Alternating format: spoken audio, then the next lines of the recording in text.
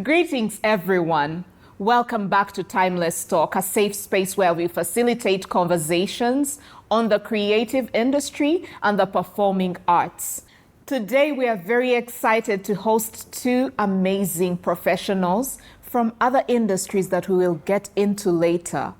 But these two ladies are also theatre practitioners.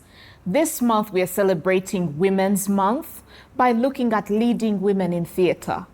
And just because some people are newbies in theatre does not mean that they are not already leading ladies. So join me today for this conversation on leading women in theatre from other professions who are now tapping into the theatre industry.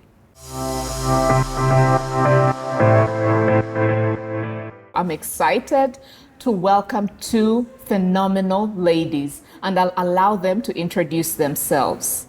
So ladies, welcome to the show. Thank you. It's good to be here. Oh, so these amazing ladies are both industry professionals in their different professions, as they're going to share. But I'm not going to preempt it. I'll just let them go ahead and introduce themselves. And I'll start with the powerful, strong, gorgeous, amazing. Powerful, strong, gorgeous. Gorgeous, amazing. Should I say her name? No, I'll let her say it. Well, thank you so much, Karen. It's a pleasure being here. My name is Becky Nantale, and I am a broadcaster in radio and television. Currently in radio, that's where I started. I've been in it for 14 years. I'm also an entertainer, so several hats that I wear in the entertainment field, inclusive of acting, singing, dancing. It's a broad spectrum. If I were to break down everything that I do, we would be here till the cows come home. I'm very excited to hear about the singing, but we'll come back to that. Let's move over to that amazing lady over there. Please go ahead and introduce yourself. Thank you, Karen. It's really a pleasure to be here. I think, unlike her, I'm not broad, but very diverse. But you should know your name first. Yes. My name is Dr. Denise Njama-Meya, and as my title says, I'm a medical doctor, but I also consider myself an actress. Okay. So as I said, very different, very diverse, but it's a pleasure to be in this space. Two very different areas of life, medicine and media and entertainment, And I've met you two in the past two projects we've done. You've both done two projects actually with Timeless Arts. Yes. You were, Dr. Denise, you were in The Merchant of Venice, and you were in My Fair Lady. Yes, correct. And Becky, you were in My Fair Lady, and now you're in The Phantom of the Opera. Yeah. And walking this journey with the two of you, I was actually amazed how you're able to juggle, you know, your life in the work that you're doing professionally and then coming to this space. And we can't say that this space is not professional, because it actually is. And what we are trying to do at Timeless Arts is to really make it the standard internationally, professionally as well. So I'm going to start with you. Denise, tell us, first of all, how did you get back into the theatre space? Because we're focusing on theatre right now and talking about leading ladies in theatre. And we decided with you two that we wanted to focus not just on newbies in theatre, but people who are doing other things and still finding time or being intentional about being in theatre. So how did you get back from medicine into theatre? Okay, when you say get back, I actually thought you were saying, how did you move back from theatre, moved out of theatre and back into theatre? Okay, I say back because I know you started somewhere, right? Yes, I did. Well, I've always loved theatre. I think right from my primary school. And at some point, my parents were really concerned that, as you said, we want people to realize it's actually a profession. Yes. So most parents think theatre, no, we want our children to go into what we consider a professional career. Yeah. And so my parents were concerned because I've always loved theatre. And so when I was in high school, I participated in a lot of plays. And then, of course, I was also genuinely interested in medicine. And I loved my career. So I haven't left my medical career, but I realized, there's a passion in me to act. Yeah. I love theatre. I spent a lot of time watching theater, and then the opportunity arose. My husband was having a conversation with one of the directors, and actually one of the producers, I think, and he mentioned that Merchant of Venice is taking place. And I was like, I did that in high school. I would love to be a part of it. And so I came and auditioned. Yeah. And then the last time I also auditioned. I mean, I saw it and I said, why not? This is something I love to be in, and it's something I can do. It was a decision I had to make and take consideration my work space and whether I'd be able to have time to do that. But yeah, I'm glad I made that decision. It's been fantastic. You're unnatural. That's true. For the people out there, Dr. Denise is a phenomenal actress, and she's unnatural. So if you're looking for anyone to put in your projects, she's right here. And she can act as a doctor because she's already one. That wouldn't be acting. Yeah, so Becky, I know you've been on several projects, movies and all that, but I had not seen you in theater. And then you came into the theater space. Just tell us a bit about that and your professional work. Well, radio, like acting, is in the world of make-believe. You are telling stories. Yeah. You do it through audio, but for theater, I find that theater is very entertaining, even for you who's acting, who's involved. It's entertaining for the person that's watching, it's entertaining for you who's doing it. And I groomed the passion, I guess, from childhood when our parents used to take us to, I don't know if you remember Pride Theatre? Yes. Pride Theatre. It was advertised a lot on TV. There's even a song. Was it Pride Theatre? Let's not go there. It was so popular, but we used to go almost every Sunday. Oh, wow. To just watch plays. And I remember thinking, one day I'm going to be there. Like, I'd be in the audience thinking, one day I'm going to be there. But I never got around to doing it because, you know, life happened. We adulted. We the hooks of adulting. Capitalism, what? It was crazy. But eventually, when I think as I grew older, I realized, you know, there were so many dreams I had that I haven't gotten into. Yeah. And then there I am, and somebody sends me a flyer with My Fair Lady auditions. And I'm like, yeah, about that dream 30 years ago. Let's go see how this goes. And I mean, as they say, the rest is history. You mentioned something about singing, and working with you on this project that we're doing right now. It has stretched you. I know for a fact, but I also know that you're enjoying it. I am. Do you feel like, I know in radio you probably have ways that you have to stretch yourself, but do you feel like being a part of theater has stretched you in a different sense? Because I know you've been on film as well, but it's a totally different kind of thing. What has been the difference for you, and are you feeling the stretch? Definitely. This is the funny thing, that in the worlds of make-believe, the way you present all your make-believe work is different. It's different for radio, it's different for film, it's different for theater. And it's, theater, I don't want to say it's a grueling process, but it is a process that is necessary for you to actually become good or even better. Yeah. If the muscle that is your voice is to be stretched to sing the way you're supposed to sing on a stage, you're going to have to do the work. You can't just do your radio roles and expect that they will work for stage. Two totally different mediums, two totally different modes of delivery. So it has been grueling, yes. We've had to work out, we've had to do vocal drills. We're still doing them. I'm saying it as if it's in the past. It's happening. We're still doing them. But it is absolutely necessary, because when you see that improvement, even if it's not by leaps and bounds, it's small, yes, but you see it, you're like, I was here, now I'm here. Yes. I sing much better than I was singing before. Yes, the singing voice existed, but now you know how to hone the gift that is your voice. You know how to, now I need to be louder on this one. Now I need to enunciate. To me, honestly speaking, it has been a blessing. It's all about compound. It's all about compound effect. What you do, doing something small every day to get better. That's true. And very many people make it seem like the performing arts is something that you either have inborn and then you just come on stage and suddenly wow. it comes to light and wow. And yet there's something you need to do every day to improve, right? That's absolutely true. I remember, Dr. Denise, you told me when you were practicing for My Fair Lady, you were away for a while. And then you mentioned how your neighbors must have thought you were crazy because you were running lines, you know, in your room loudly to no one.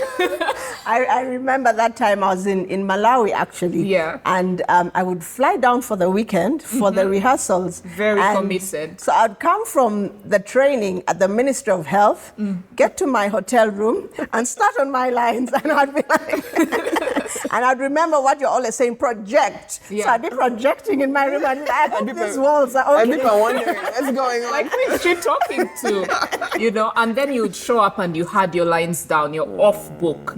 So do you feel like that's something you've carried from your medical practice, the diligence, the ability to push, or is it just a personal thing that you naturally just push yourself? Well, I think it's a bit of both. I think the ability, I think to multitask and do something so different requires commitment. That's one. But I think in the medical discipline, you learn to work those crazy hours. Yes. You learn to work really hard. You will learn to give your best because this is life you're dealing with. Yeah. So I think that contributed to my ability to know that if I'm coming back from rehearsal, I need to give my best at every rehearsal. So I need to be prepared. I need to have learnt my words. And that came from my training. But I think it's also part of me. And in the theater space, you have to really love what you're doing and commit to it. It's in as much as we sometimes think the arts are easier, no, they're a lot harder. That's what I've seen from my experience, because you're up there on stage. There are many professions where you can do all the work behind stage and no one will see what you had to go through, but now you're up there, so you have to be at your best. So I think it's a bit of both, the personality and what I've learned over the years and the training from you guys and then also from my profession. Wow, because you know with theater it's a do or die situation. When you're on stage, it's not like you're going to say cut and then take two. Yes. You either do it right in that moment or you don't. So the moment's gone. Yes, the moment can just go. So do you feel like the years when you were not, Becky, for the years when you were not, let's say, answering the call to this dream, do you feel like time passed you by and you're having to play catch up? Or do you feel like right now is the moment I've been given to do this and so I'm going to take this by the horns? Absolutely not. It doesn't feel like I'm playing catch up or, oh my God, they left me, it's so far ahead. Theater as it was back in the day in Uganda is not the way theater is today. Truthfully, yes.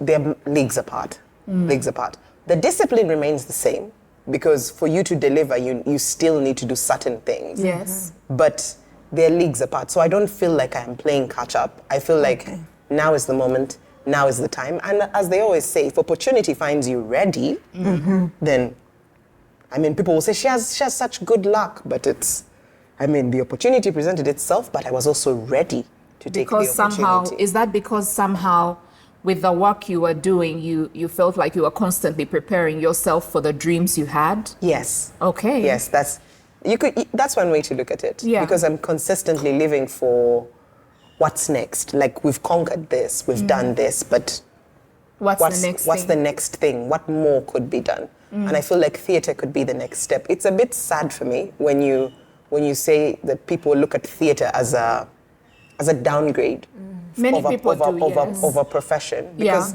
that's absolutely not true. I mean, for the 2 years I have been fortunate enough to dab into the world of theater, it's absolutely a legit profession. Yes, like it is legitimate. They have the do's and don'ts, they have the hows, the whens, the whys. And like in every profession, when you are on stage, that is like your graduation day. Yes, we are seeing the work you've been putting in. Yes. So if it has been, we will see it in the product. Like or in that moment, when you're on stage, we'll be like, yeah, I don't understand what they're trying to do. It's a profession like everything else. I mean, when you're cooking, if you are not doing the pre-work, the dish will not taste good. If it's not presented well, the dish won't look palatable. Same thing with theatre. If it doesn't look right, if it doesn't sound right, if it doesn't feel right, it's a profession, just like any other profession. So many times I remember even when I started on this journey, and at the time I remember I was working with the Watoto Children's Choir, and we would be doing our lip rolls, rehearsing, and we would always say, if people walked in here and asked what we were doing and we said we are working, I don't think they would believe us, because how is this working? Like, how is that working? And that's what has happened with theatre. If someone walks in and finds you, I don't know doing what, and when you say you're working, they're like, what are you talking about? I love that job. You do absolutely look bonkers, because 3/4 of the times when we come for rehearsal and you find people doing nipples, you're like, we must look like lunatics from if someone is watching. There's a bunch of people just going, adults. So what about me? I recall when I would do that in the study, and my husband was also a medical doctor. He'd come and say, what are you doing? And then you come to, act and do your very best. And the saddest part really is also the payment. The payment, being very small in comparison to what you would get elsewhere. Denise, what do you think of that? Because when you look at the amount of work, yes, in medicine, you've learned some concepts. You know that if someone is presenting these symptoms, this is what you're going to do. But with theatre, it's different. Every single play, every single encounter you have is very, very different. And then comes the payment. And you're like, really?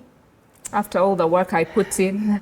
I think it's very unfortunate. And I'm not saying that just for you to hear that. It is, because when you look at the amount of work that you put in to have that production out there, we need to value theatre more. When I compare it to medicine, fine, we might spend more time in school studying, but that's just in terms of time. When you go out, you can't go to a doctor for treatment and get better. But there are a number of illnesses where you actually get healing from theatre. Oh, wow. Something like...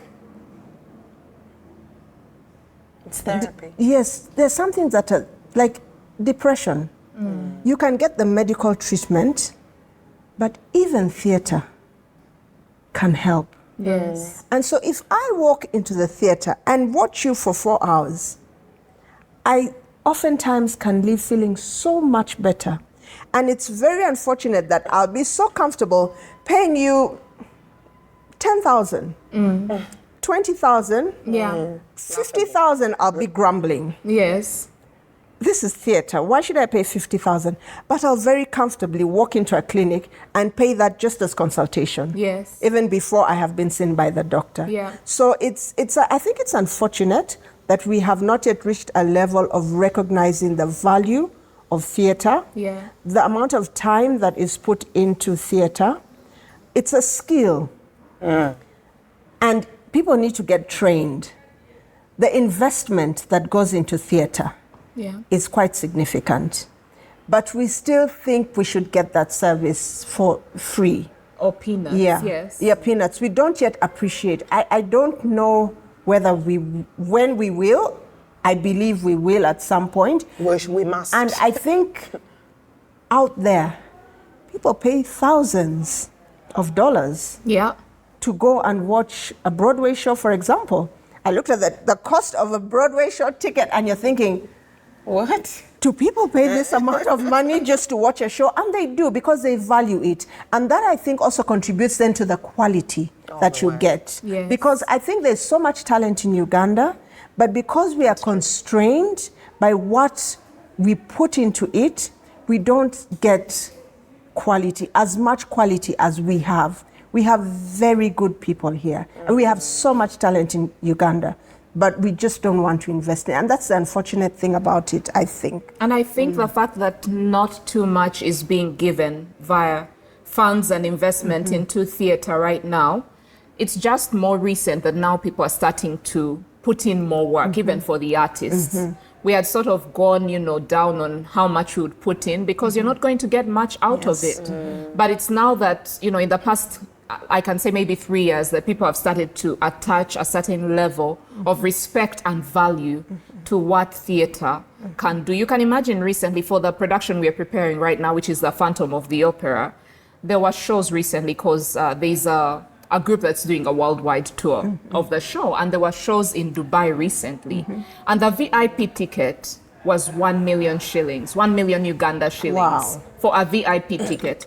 And the lowest ticket, so there were levels, there was 1 million, then there was around 750,000, then there was around, that's Uganda shillings, 500,000. And the lowest ticket was around 370,000, almost like, what, $100? $100. Almost. And here, when you say 50,000 shillings or 30,000 being less than $10, you can imagine people would not want to pay that. And so when you look at that and you look at what we are trying to do here in Uganda, it's quite difficult. And so I'd like to, you're industry professionals, but you're also women. And we are celebrating, Women's Month. And so looking at yourself, Becky, as a media personality who is a woman, and looking at your work on radio, your work wherever, film, everything that you've been doing as a moderator, as an MC, and now theatre, what do you think it is for women? Have you experienced any sort of different treatment, or do you think women are going to rise up and do great in this industry? In theatre? Yes. Here's what I think. Women across the board it hasn't been an easy ride. Professionally for many a woman. But the fact still remains, we as women need to stop asking for the chance to be, to do, to earn. We need to start taking. Okay. So, if I want this for theatre, I know that you as Timeless Arts are setting goals. And I'm very proud of the strides that you're taking. And you're saying this is what we want to see. And it's tough. Yeah. It's hard work. But we have to be committed to the hard work of actually seeing these things move. Because if we don't, then the women behind us have a greater task. So we have to stand and say, no, you are not going to pay me 2.5 million shillings. I know you don't want to pay me 8 million, but you're going to give me 8 million because that's skill I have and the time I have taken to actually groom this skill. Yes. And the places I have been, the mentors I have sat under, some paid. The worth of this skill currently in this moment is 8 million shillings. And be unashamed about it. Don't bat an eyelid, don't fold, don't cry, don't beg. You're worth it. Do you have it? Do you not? If you don't have it, keep it moving. Yes. Because somebody who has it will pay your worth. That's the only way we as women are going to make it in any industry. But I will say for media, it has been tough for women, exceptionally tough. Truthfully speaking, the money in media is in management, okay? And anybody with a head will be trying to move into management because that's where the money is. There isn't a lot of money in the media space, but the money that is there is taken by management, the managers. So for women, move. I mean, rise up. Don't just be the Wananchi. Don't just be the radio presenter. Move. Move up in rank. Go to where the money is. It's the only way you're going to be able to pull up your sister. In whatever field, by the way, not just in media. So if I, as a media practitioner, get my worth in my field, I'll be able to pull up somebody in theatre. If the person in theatre gets to the level they need to get to, you'll be able to pull up somebody in medicine. You'll be like, we keep picking ourselves up and together as a whole, because we are moving and breaking ceilings while pulling other people up. So because it gets better. Because theatre, right now, many people who are doing theatre, even in our own cast, people are doing different things. They're doing theatre, but they have to run to that job. They have to ask, can I miss these days because I have to work somewhere else? So do you think, Denise, that then it means that we should have other jobs and then have theatre as a side hustle? Would that be it? No, I don't, not necessarily. I think, I believe in range. I believe it's possible to have another job but also have theatre. But most importantly, I believe in excellence. So I think if you choose to be in theatre alone, take it seriously. Even those who are in theatre alone, they need to ensure they get the correct training and they invest in theatre. I think even we, as women in theatre, need to be able to ensure that we present our best. I think when I look at medicine, in the past, the female doctors, female health workers were not recognized. But over the years, we have seen a change. We have seen women in leadership. We have seen women really outdo themselves in the medical field. And that edges on excellence. We may begin a profession, find the males are leading, but if we put in, it's unfortunate, we have to put in, if they're putting 50%, you're giving 100%. If they're putting 100, you're giving 150. You have to be exceptional. Yes, you do. For you to, and I think it's unfortunate, but that is what it is in many professions.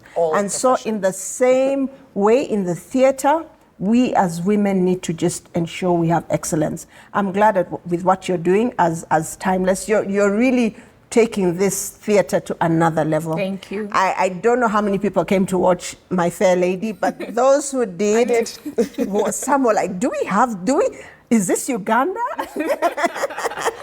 And so people are going to realize that, what we are producing in theatre now is much better than what was being produced years back.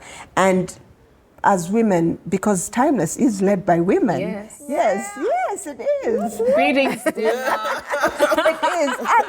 And I must say, not just because I'm part of it, I was honored to be a part of it, but it was just excellence. Yeah, it was something to be proud of.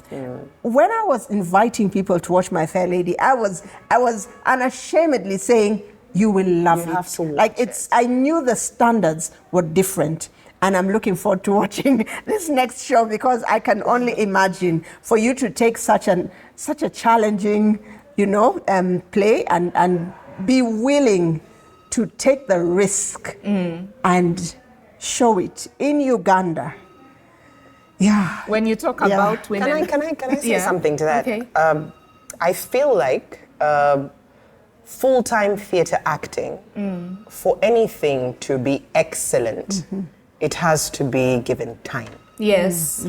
You have to decide to be either all in or, because if you're half in, the results will show. They'll be half-baked.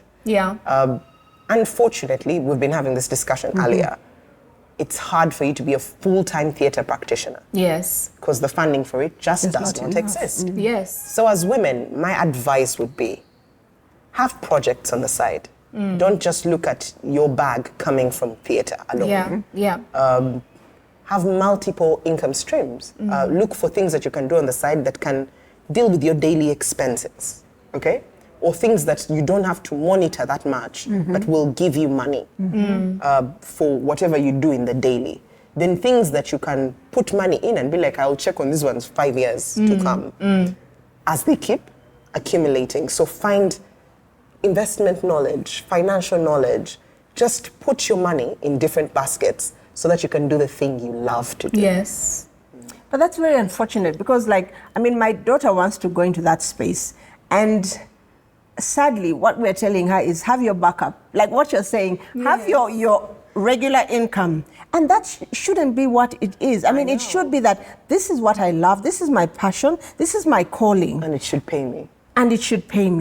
I should be in theatre because I'm committed to it, and that's my job. Yes. It's not, and we need to change, until we change that mentality, then you also won't get the young people giving their all, because they're coming into it thinking, the pay is not good, it's my passion, but I'll do something that I don't like just to put food on my table. I was very surprised to hear you say she's going to do law and then going into producing, the amount of time she has to be in school to master both. Yes. Utter madness. Oh my goodness. Yeah, it is. And it's just unfortunate. It is the way it is. But I guess it's work for all of us. The women here, seated here, and the women, the vast expanse of women that's out there, to find solutions to the current problem, which is theatre is underfunded. Not even just theatre, the arts are underfunded.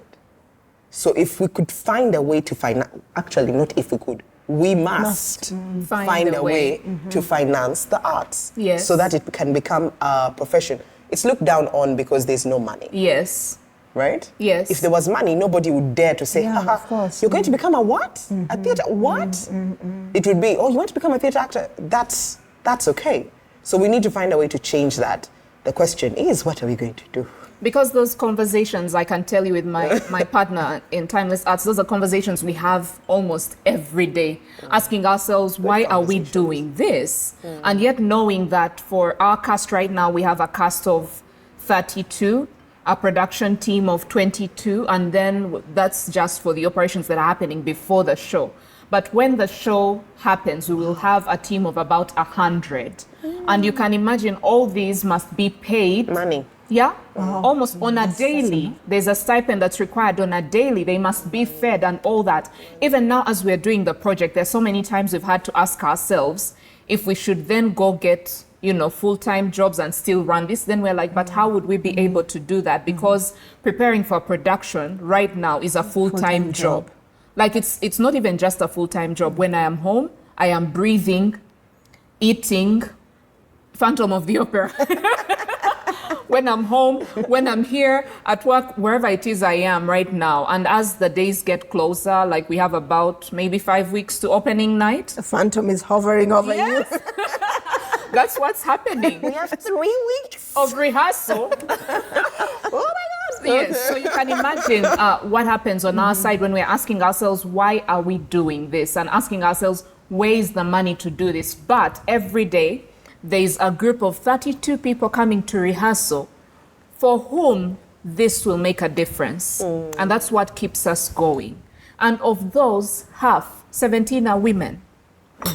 Yeah, 17 are women. And so when you think about that, that's what keeps us going. But there's no money. So I'm just wondering, is there no money because there are fewer men in theatre? If we had more women in theatre, more men in theatre, who are philanthropists, maybe they'll be willing to give. So is this a call for us as women who are able to give into theatre to actually come out and support theatre?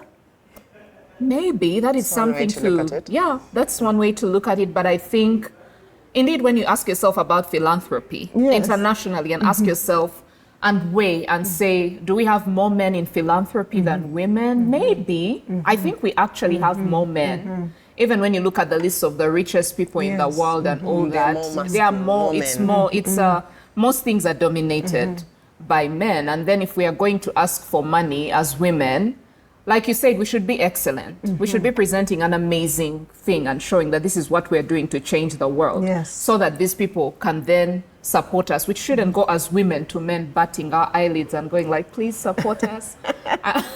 Because we are women, no. No. It shouldn't. That's not happening. No, that's not going to work. It's not that. So I think those are questions that we have to constantly ask ourselves. And for you who are in different fields, you've seen how it is out there for women, and then you're bringing that same experience and seeing how it is now in theatre. So I think there's so many questions we have to ask ourselves, but I'll ask each of you if when you were in your theatre moment, so even you, Becky, when you're in your theatre moment right now, are there questions you're asking yourself that are, for lack of a better word, deep, and things that you have to really take time to consider?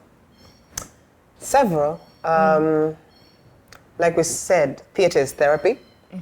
So even you, as a practitioner, you are healing, even as you're doing the thing. The play we're doing currently, Phantom of the Opera, it's a very adult-themed play. And I'm not saying adult-themed in the sense of, not in those ways. I'm saying adult themes in, it's heavy emotionally. It's a very heavy play. And there are times you sit and ask yourself, this this looks like a lot of life. Like the things that are happening here potentially happen in everybody's life. You have those moments when you're doubtful, when you're anxious, when you're mindful of your neighbor's problems instead of yours, when those moments happen for us all. So you're always introspecting, even as you're acting. Yeah. So those moments do come for me, especially when we are rehearsing, or when I'm reading my script, or when I'm trying to get into character. It feels like this is life. Yeah. Art is life. Like, and you're telling someone's story. Exactly. Yeah. Phantom of the Opera feels very true and genuine and real to me, because I've lived parts of portions in that play, and I've seen people live other parts in that play. So do I get a chance to stop and ask myself some very deep questions? Yes. Character-wise, for me as a person, where am I going? What am I going to do with this thing that I have discovered of myself while we are doing this play, this thing that I have just stumbled upon? It could be a weakness, it could be an Achilles heel, whatever it is. What am I going to do about it now that I am aware of it, which you weren't before? As I'm telling you, it's very interesting that you stumble upon yourself even as you are in. Then you're like, oh, wow, I need to deal with this, because it's not right. Yeah. I've asked myself questions. I remember just the other day at rehearsal, this past weekend at rehearsal, one of our cast members came. You know, when they come in late, I sit next to my partner Della, and they come in and she's HR. I'm not HR. I chose not to be HR. So she'll be like, why are you late? And then this, amazing cast member came, and she had packed this heavy backpack, and she was like, I'm traveling this weekend. She had a gig in Kenya, so she was going to board the bus and, go and come back really fast. And after she said that and explained herself, and we're like, oh, that's nice, you're coming back that fast and all that, and she walked away. I can tell you that the moment she walked away, I burst out crying. Oh, shame. Because I could not believe the things people have to go through for this. Oh my goodness. People go through so much. Someone they've gotten a quick gig. It's on Sunday, so she's going to board the bus, come, do her gig, come back, come for rehearsal. Like, people go through so much with this, with trying to make a difference and trying to be who they were called to be. Someone was called to be. She believes she's supposed to be an actress, so she's going to put in the work. And then she's not getting much out of it, so she has to keep getting these different gigs to do. And it was so... I break down so many times. I'm such an emotional being, but I break down so many times when I look at the different cast members we have on our projects and what they're having to go through. Denise, have you had to ask yourself questions? I have, but before I talk about any of the questions I've had, when you're saying that, I am encouraged, because as you're breaking down, I was thinking that there's hope. I think this is just the beginning. I believe this is just the beginning. I believe we'll look back and give thanks. I was thinking of the very first time at the Oscars when they announced a Black actor. And just as you're speaking, and I thought back of how many Black actors and actresses had struggled, had gone through the experiences you're talking about over the years. Some of them didn't even get to see what was being shown that night. Like, finally, a Black actor has been recognized. And so I think what you're doing is, you might not even be around to see, but it definitely is making a difference. So just keep at it.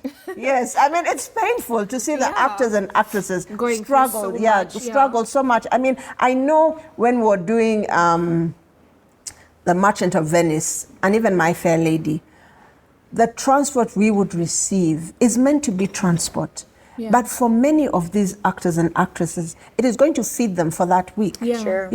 I mean, that to them, that is so much money. Some, it's going to pay their electricity. You know, and that's not what it should be like. I mean, you asked if I reflected on anything and any thoughts I had. Those are some of the things I would think through, you know. You see these amazing people you're working with, and you realize that, you know what, this is not fair. This industry needs to be appreciated more. But this is what it is now. True. And we should not accept it, as Becky was saying. We will not. We need to start saying, no, this is not acceptable. However, who are we saying the no to? Yeah. You see? Because I cannot say... The people who can but won't. So who are those? Those are the funding partners. And who's there to fund? You know? I mean, whoever is listening or whoever knows who's hearing us today and who knows someone who has potential to fund. I know we had not planned to appeal to anyone out there, but I think, I mean, this is a missed opportunity for us in Uganda, because there will come a time when film and theater have taken off. Yeah. And it will be a missed opportunity. They will. We do not want people necessarily to come from out to invest in our theater. When we have people here who have the capacity and the ability to invest. And it's not impossible. We see what's happening in Kenya and South Africa. Even as a government, the governments have committed to invest in an industry. And it can take, people travel to New York to watch Broadway. Yes. Yes. So when we think even of the tourism, the tourist industry, they should recognize that theater can play a big role in our tourism as Uganda. Yeah. People can actually be coming to Uganda to watch theater. Yes. Yes. Yes. So I feel that there's so much room for growth and room for investment, but we are missing this opportunity. It's true. It's true. Those are so many things to reflect on, and like you said, who should we be telling these things? Yes. Most times when you approach someone to be a sponsor or something like that here for a theater project, they want to know what they'll get back. But the sad thing about the entertainment industry is if you are an executive producer, it's not that you're going to get back financially. Yeah. But I think it's more about, and that's why we go that philanthropic route, because we are saying it's about seeing someone who was gifted be able to practice their gift and bring joy to other people around, and be able to do their very best at what they are gifted at, and then be able to bring joy to people. It becomes therapy. It shows young people that if you put in the work, this is a great result that you can actually get. And I feel it's also so much a training ground for discipline, you know, because people are very, we tell people that with our particular projects, if you're not going to be disciplined, you will not be able to be a part of it. Yeah? I know. You know. And so there's so much good in theater that's not just about being on stage. There is so much good. And I remember one previous interview where one of our directors that we interviewed, Amelia, was saying that as women, we already have so much naturally as women that we bring, whether it is to directing, whether it is to acting. We have that natural tolerance, we have that natural patience, because as moms, that nurturing, we have, we grow that thing until it grows. Slowly comes to fruition. We have all those natural, can I call them dispositions, that help us, you know, be a part of theater. So ladies, what would you like to tell any woman or girl, or even professional, someone who is out there and went into engineering, or went into whatever it is, but they had this dream? And I'll start with you, Becky, because you've kept the dream alive for so many years until you finally came back to it. What would you like to tell a young girl who is dreaming and a lady who sort of veered off to do something else? About it. You know, Lupita said something when she won her first Oscar, and it was, your dreams are valid. Your theatrical dream, your acting dream, your arts dream, your singing dream, it's valid. Very, very valid. Keep the hope alive. Maybe not today, but if you're breathing one more day, perhaps it's going to be tomorrow. And who's to say it can't be today? Yeah. Can you rearrange things in your life so that you can make room for the gift? Can you find time to say, maybe for every hour or two a day, I'm going to maybe watch a movie and learn something technique-wise, because I didn't go to acting school. I don't think. No, I didn't. None of us went to acting school. And aside from saying that it is a gift given to you by God, which it could be, I'm not saying that God doesn't give that gift. It could be a gift given to you by God. But gift with skill, even much better, right? Yeah. But meaning, even before you're discovered, put in the work. If it is a dream that you have and you really feel like you want it, Yeah. go before your mirror. Practice a line or two. Today I'm going to be the mad psychiatrist. And be mad. I'm serious, by the way. Be a mad psychiatrist for as long as you need to be until you're convinced. You've convinced yourself after looking into that mirror that I am mad. Yeah. And I'm a psychiatrist, and it shows. Like, I don't have to explain to anybody. All I have to do is do this, do that, and say this, and they get it. Then tomorrow come and say, today I'm going to sing. Maybe today I'm going to, I don't know, take a walk around and come up with an idea for whatever it is that I want to do.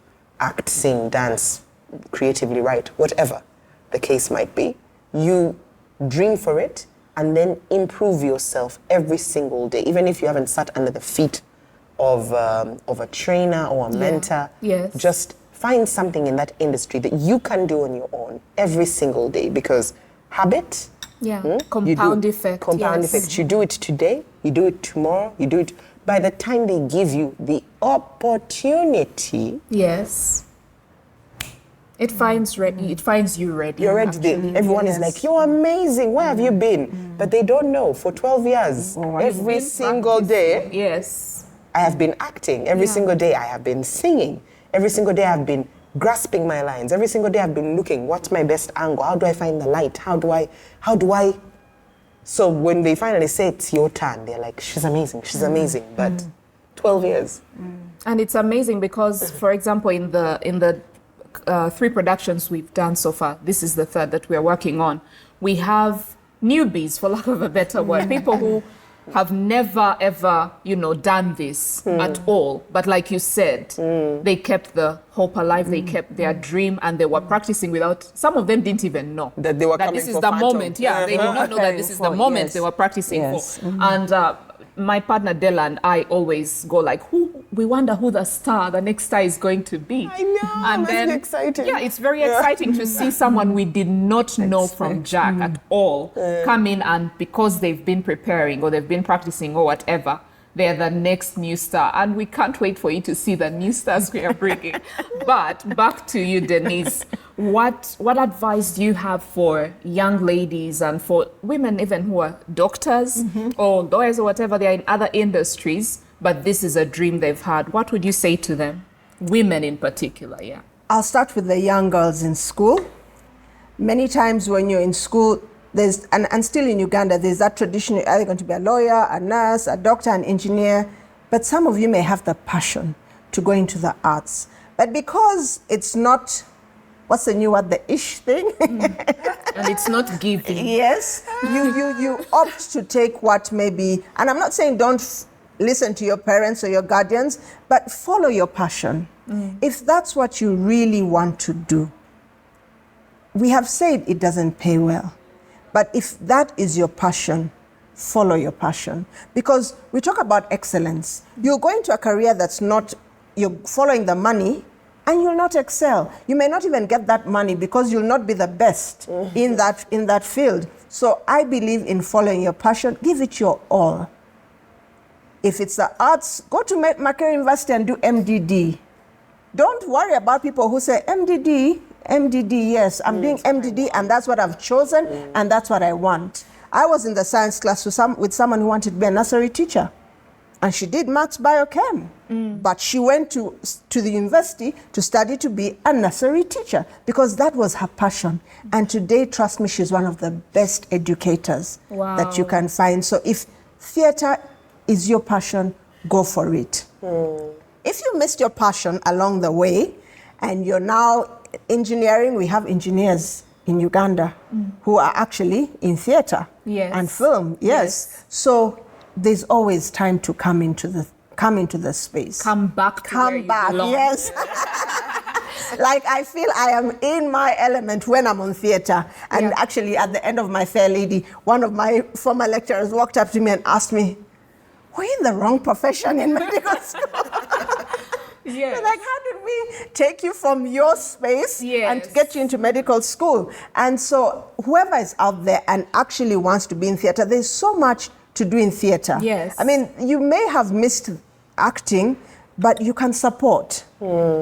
Theater is big. It's not just being on stage. There's production, there's directing, there's costume, there's, the stage. Someone does that stage. We watch stage managers. We look and say, wow, that's nice. You might be good at dance. You can come into theater. Set design. Yes. So let us use our skills. I think as human beings, we're able to do more than just one thing. Let us maximize our talents. This might be you may have just switched on the YouTube and you're watching this, and this is a message to you. Yes, that you have a talent that can bless theater. That's true. Don't let it go to waste. You may not have used it, but deep down inside, God gifted you with that talent. I keep on telling my kids, I used to tell them, you can do all things through Christ who strengthens you. That's my mantra. I was actually going to say that. That's my mantra for life. I can do you can all things. Oh, yes. And now I tell them,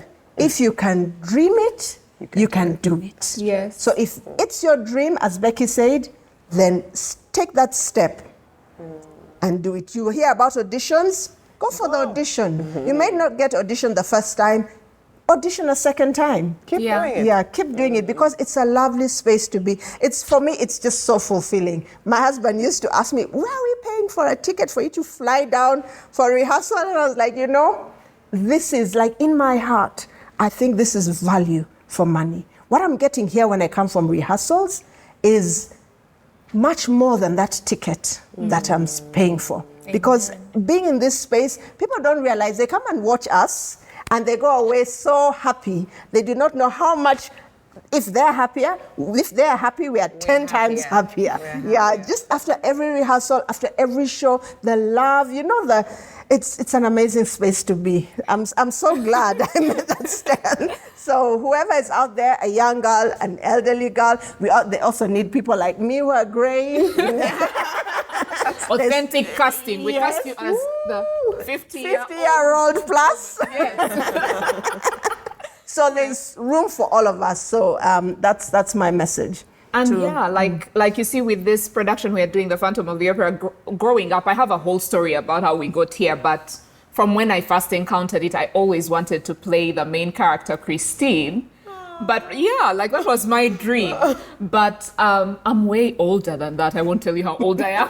I cannot be Christine right now, but I am facilitating and helping someone else to be Christine. There are so many tears I could cry for that.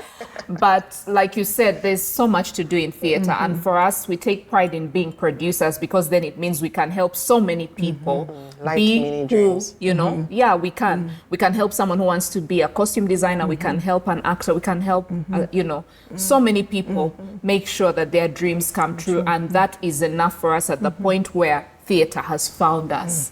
And so at the point where theater will find you, we hope that you'll be content to do that which you should be doing in that moment where theater finds you. You may have wanted to act and you're not able to act right now, but maybe you're a writer and you can write. Wherever theater finds you, take that and embrace it, especially you, young ladies and women out there. We've enjoyed this conversation. It's been nice. And we could go on. I know. We could go on and on and on, but we have to close it here. Ladies, I'm so happy that we've had this conversation. And we've had this opportunity to share. And I'm very excited that we will continue the journey off camera. Yes, you will.